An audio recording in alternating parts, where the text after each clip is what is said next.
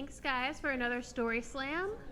I think this is definitely the biggest crowd you've ever had, but don't compare it to pictures from last time. Just accept that it is the biggest crowd ever for a Story Slam. I tried to write about what's going on, and then I couldn't do it, and I just wanted to write about adorable things that I used to hate before now, like driving and the movie Pretty Woman, so here we go. Dude, what is she looking at? At the opposite gas pump, the Red Lotus Esprit 0 to 60 in 4.5 seconds, 6-speed supercar, the twin-turbo V8 engine was introduced in '96. Their best-selling year, though, was '89 when Julia Roberts drove the SE in Pretty Woman. Fun fact, both Porsche and Ferrari turned down the producers because they didn't want their cars to be associated with fictional prostitution. Girls and boys receive different work packets in your vocational school's automotive technology program. You don't say, I'm looking at your Lotus Esprit because I like the car and it's fucking cool. It looks like your car is leaking coolant. Did it just get louder? You shrug and get back. Can I do something about that? In your Corolla. 4 blocks later, and the Lotus is next to you at a red light.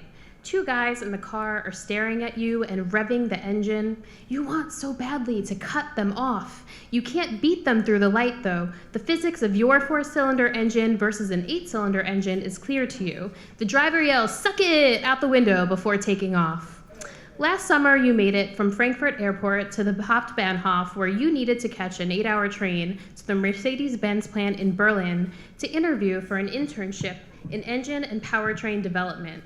You were warned about pickpocketing at the Hauptbahnhof, so you purposely didn't carry any money on you except €40. You were queued up for the arriving train when the guy next to you slipped behind you, grabbed your waist, and pulled you back so you could feel his dick against your ass. He whispered something that was probably the German equivalent of "suck it." You realized even then that you didn't have anything to take, but someone would still find something to take. And you didn't get the job. Later, you would remember that train station when you realized, too, that even when you didn't have anything to sell, you still had something to sell. Back to Pretty Woman and the girls' packet in automotive class. 2 more lights, and you turn off where you see the Lotus is pulled over in a parking lot due to overheating. The hood is up and the guys are mumbling. "You stalker or something?" You don't answer. You go into the 7-Eleven and buy a gallon of Dex Cool that you can't afford. You ignore them as you unscrew the radiator cap and refill the reservoir. "You'll have to keep stopping to refill the coolant until you bring it into the shop," you say, handing over the rest of the Dex Cool. Where should we take it?" one of them asks. "They should take it to Jean's garage 8 miles away. Anywhere else will overcharge them." "I don't know," you say. "I don't know anything about cars."